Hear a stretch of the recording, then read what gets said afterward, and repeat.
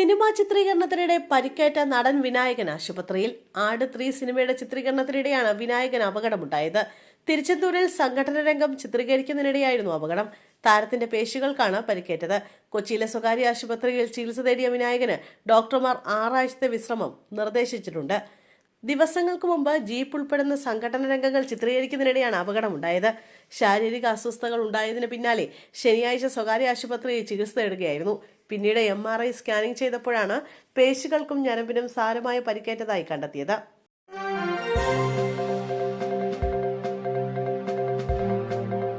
സംസ്ഥാനത്ത് SIR കരട് പട്ടിക പ്രസിദ്ധീകരിച്ചു. voters.eci.gov.in എന്ന വെബ്സൈറ്റിലാണ് പട്ടിക പ്രസിദ്ധീകരിക്കുന്നത്. 2,54,42,352 വോട്ടർമാരാണ് പട്ടികയിലുള്ളത്.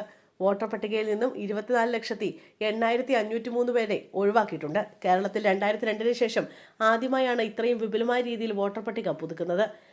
2,54,42,352 പേരാണ് ഫോം പൂരിപ്പിച്ച് നൽകിയത്. 1,23,83,341 പുരുഷന്മാരും 1,30,50,58,731 സ്ത്രീകളും പട്ടികയിലുണ്ട്.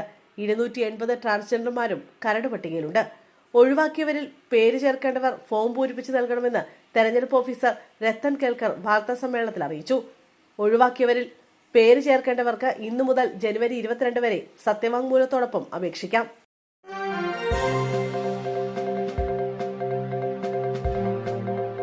അഴിമതി കേസിൽ പ്രതിയായിരുന്ന ജയിൽ DIG വിനോദ് കുമാറിനെ സസ്പെൻഡ് ചെയ്തു. ഇയാൾക്കെതിരെ റിപ്പോർട്ട് നൽകി 4 ദിവസത്തിന് ശേഷമാണ് നടപടി ഉണ്ടായിരിക്കുന്നത്. തടവുകാരനിൽ നിന്നും കൈക്കൂലി വാങ്ങിയതിന് DIG വിനോദ് കുമാറിനെതിരെ കേസ് രജിസ്റ്റർ ചെയ്തിരുന്നു. അതോടൊപ്പം തന്നെ അനധികൃത സ്വത്ത് സമ്പാദനത്തിലും ഇയാൾക്കെതിരെ അന്വേഷണം ആരംഭിച്ചിരുന്നു.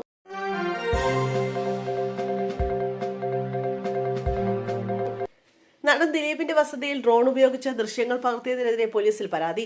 പ്രമുഖ വാർത്താ ചാനലുകൾക്കും മാധ്യമപ്രവർത്തകർക്കുമെതിരെയാണ് ദിലീപിന്റെ സഹോദരി S ജയലക്ഷ്മി സുരാജ് പരാതി നൽകിയത്. ആലുവ സ്റ്റേഷൻ ഹൌസ് ഓഫീസർക്കാണ് പരാതി നൽകിയത്. റിപ്പോർട്ടർ TV, ഏഷ്യാനെറ്റ് ന്യൂസ് എന്നീ ചാനലുകൾക്കും മേധാവികൾക്കുമെതിരെയാണ് നിയമ നടപടി ആവശ്യപ്പെട്ടിരിക്കുന്നത്. 2025 ഡിസംബർ 8 ആലുവയിലെ പത്മസരോവരം വസതിയിൽ അതിക്രമിച്ചു കയറി ഡ്രോൺ ഉപയോഗിച്ച് സ്ത്രീകളുടെയും കുട്ടികളുടെയും ഉൾപ്പെടെയുള്ള സ്വകാര്യ ദൃശ്യങ്ങൾ പകർത്തി പ്രചരിപ്പിച്ചുവെന്നാണ് പരാതിയിൽ ഉന്നയിക്കുന്നത്.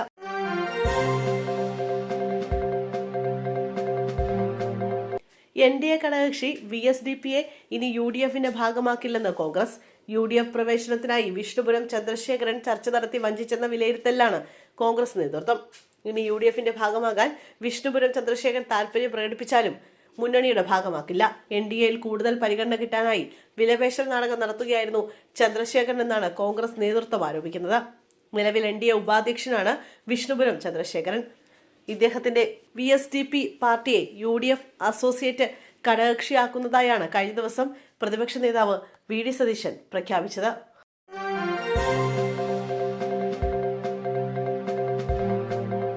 താമരശ്ശേരി പുതുപ്പാടിയിൽ LDF സ്ഥാനാർത്ഥിയുടെ ബന്ധുവിന്റെ വീട്ടിൽ സ്ഫോടക വസ്തു എറിഞ്ഞ് അക്രമം നടത്തിയ കേസിൽ ലീഗ് പ്രവർത്തകൻ പിടിയിൽ. അമ്പലപ്പടി സ്വദേശി AP ഷക്കീറാണ് പിടിയിലായത്. ബംഗളൂരുവിൽ വെച്ചാണ് ഇയാൾ പിടിയിലായത്. UDF ആഹ്ലാദ പ്രകടനത്തിനിടെയാണ് വീടിന് നേരെ ആക്രമണം ഉണ്ടായത്. പിന്നീട് ഇയാൾ ഒളിവിൽ പോവുകയായിരുന്നു. പോലീസ് നടത്തിയ അന്വേഷണത്തിലാണ് പ്രതിയെ പിടികൂടിയത്. സംസ്ഥാനത്ത് തദ്ദേശ തെരഞ്ഞെടുപ്പ് ഫലം പുറത്തു വന്നതിന് പിന്നാലെ നിരവധിയിടങ്ങളിൽ ആക്രമണം പൊട്ടിപ്പുറപ്പെട്ടിരുന്നു. കണ്ണൂരിലുൾപ്പെടെ വ്യാപക ആക്രമണവും നടന്നിരുന്നു.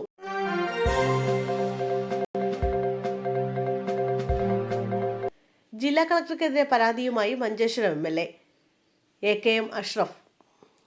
മഞ്ചേശ്വരം MLA AKM അഷ്റഫ് മുഖ്യമന്ത്രിക്കും ചീഫ് സെക്രട്ടറിക്കും പരാതി നൽകി. കുമ്പള ടോൾ പിരിവുമായി ബന്ധപ്പെട്ട ചർച്ചയ്ക്കെത്തിയപ്പോൾ കാസർഗോഡ് ജില്ലാ കളക്ടർ K ഇമ്പശേഖർ മോശമായി പെരുമാറിയെന്നാണ് പരാതി. ഗൺമാനെ ഉപയോഗിച്ച് സമരസമിതിക്കാരെ ഉൾപ്പെടെ പുറത്താക്കാൻ ശ്രമിച്ചുവെന്നും കളക്ടർ ടോൾ പിരിവിന് അനുകൂലമായി നിലപാടെടുക്കുന്നുവെന്നുമാണ് AKM അഷ്റഫിന്റെ ആരോപണം. ഹൈക്കോടതിയുടെ ഉത്തരവ് വരുന്നതിന് മുമ്പ് ടോൾ പിരിക്കാനുള്ള ശ്രമത്തിലാണ് പ്രതിഷേധം. ഈ മാസം 20-ന് ടോൾ പിരിവ് തുടങ്ങാനുള്ള ശ്രമം തടയും. അതേസമയം പ്രചരിക്കുന്നത് തെറ്റായ വിവരങ്ങളാണെന്നും കോടതിയുടെ പരിഗണനയിലുള്ള വിഷയത്തിൽ ഇടപെട്ടിട്ടില്ല എന്നുമാണ് ജില്ലാ കളക്ടറുടെ വിശദീകരണം.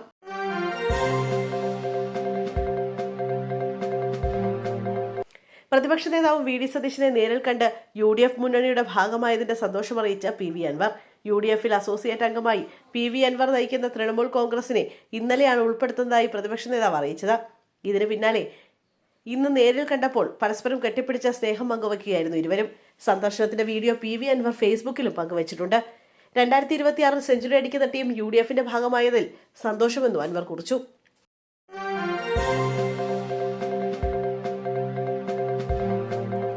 മണ്ഡലപൂജയോടനുബന്ധിച്ച് ശബരിമല ദർശനത്തിന് വെർച്വൽ ക്യൂ, സ്പോട്ട് ബുക്കിംഗ് എന്നിവയിൽ നിയന്ത്രണം. തങ്കയങ്കി ഘോഷയാത്ര സന്നിധാനത്തെത്തുന്ന ഡിസംബർ 26-ന് 30,000 പേരെയും മണ്ഡലപൂജ നടക്കുന്ന ഡിസംബർ 27-ന് 35,000 പേരെയുമേ വെർച്വൽ ക്യൂ വഴി അനുവദിക്കുകയുള്ളൂ. 2 ദിവസങ്ങളിൽ സ്പോട്ട് ബുക്കിംഗ് 2,000 നിജപ്പെടുത്തിയെന്ന് അറിയിപ്പ്. തങ്കയങ്കി ഘോഷയാത്ര എത്തുന്ന ദിവസം സന്നിധാനത്തേക്കുള്ള ഭക്തരുടെ നീക്കത്തിലും ക്രമീകരണം ഏർപ്പെടുത്തും.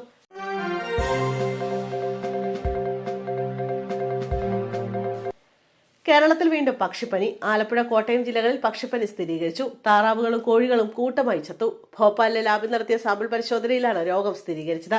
സംഭവത്തെ തുടർന്ന് ആരോഗ്യവകുപ്പ് ജാഗ്രതാ നിർദ്ദേശം നൽകിയിട്ടുണ്ട്. ആലപ്പുഴയിൽ 8 പഞ്ചായത്തുകളിൽ ഓരോ വാർഡിലാണ് രോഗബാധ റിപ്പോർട്ട് ചെയ്തിരിക്കുന്നത്. കോട്ടയത്ത് 3 വാർഡുകളിൽ രോഗബാധയുണ്ട്. ആലപ്പുഴയിൽ നെടുമുടി, ചെറുതന, കരുവാറ്റ, കാർത്തികപ്പള്ളി, അമ്പലപ്പുഴത്തേക്ക്, പുന്നപ്പുറത്തേക്ക്, തകഴി, പുറക്കാട് പഞ്ചായത്തുകളിലാണ് രോഗബാധ.